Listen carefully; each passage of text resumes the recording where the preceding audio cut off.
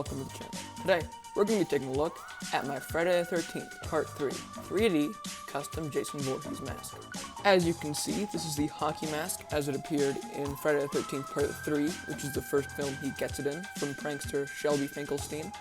Now, I did very much enjoy making this, and I am going to show kind of a how-to before I review it, so let's get into that right now. So to make this mask, what I did is I started with one of these blank Amazon masks. You can get them for about $10. They're pretty easy. They're also pretty durable, which I really like with these masks. And then yeah, I took the straps off, which is really easy, and then I taped off each one of the metal parts so I could keep those and not have to paint over it. And I did not find a spray paint in this color, so I ended up going to the Hobby Lobby and getting a normal color paint of it. And I had to go over it, I think, 5 or 6 times with a brush, just so there wasn't any visible brush strokes on it, which was kind of hard, but I do think it makes the mask look really nice, and it gives it like a very clean coating to it.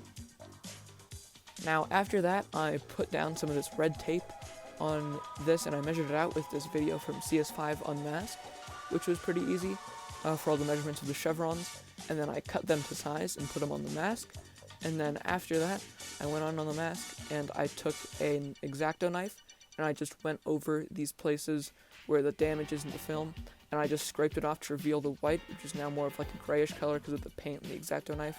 But to accentuate that and give it more of a defined edge on each cut, I also went over with a pencil just to make it look a lot nicer. And that is how I ended up with this mask. There is one thing I'm going to do with it, which I haven't been able to do yet, so I'll film an update video when I end up doing it, is putting in a clear coat over the mask just to seal in my work. I probably wouldn't have to spray paint, but since this is an acrylic paint, it's gonna flake off a bit more if I don't put a clear coat on it. So I'll do a short little update video and end up doing that. But yeah, this was the end product. I think it looked very good, and now let's go review it.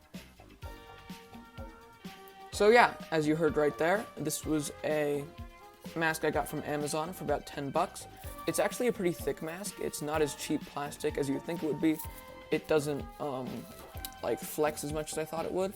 It was really nice. I'd say the only thing I actually had to change about it, other than giving it a paint job, is the strap wasn't in the right place, so I had to cut that and then hot glue it so it could move around a bit more freely, and the back strap was a bit too big for my head.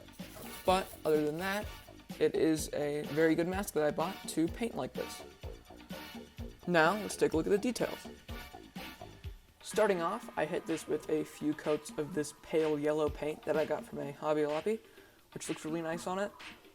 Depending on which light, it can look a lot more yellow or a lot more white, but it is definitely the correct tone it was for the film.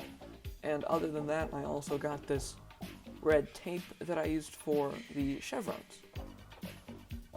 As you can see, because I used the tape, the chevrons are a lot more shiny like they are in the movie. Now, I did paint on chevrons for my Part 6 mask, which is in another video you can go take a look at. And while I do like it, it's not as shiny as the taped on chevrons here.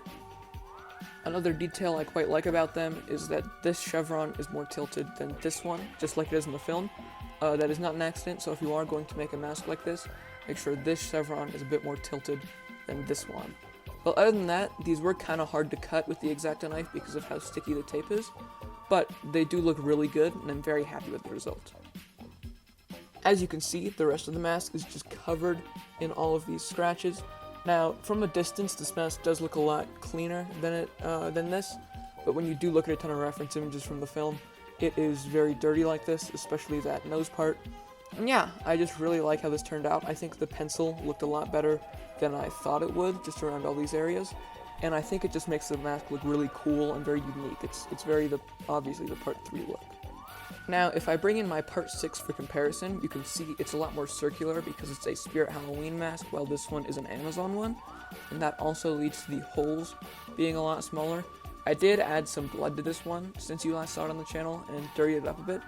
But yeah, I do think these masks look fairly good side by side. The other things I changed were like the straps on this one. This one's just the straps that came with it. And they're two very different masks. This one, I'm actually surprised, is heavier than this one, which is something I didn't think would happen. But yeah, they're both pretty good looking masks. I'm very happy with how they turned out. Anyways, I'm thinking of doing a few more videos like this on the channel if this one does pretty good. So like or comment or subscribe or whatever if you want to see more videos like this, because I loved making this mask. It was very fun. I would do it again. Anyways, thank you for watching. Like and subscribe. Bye!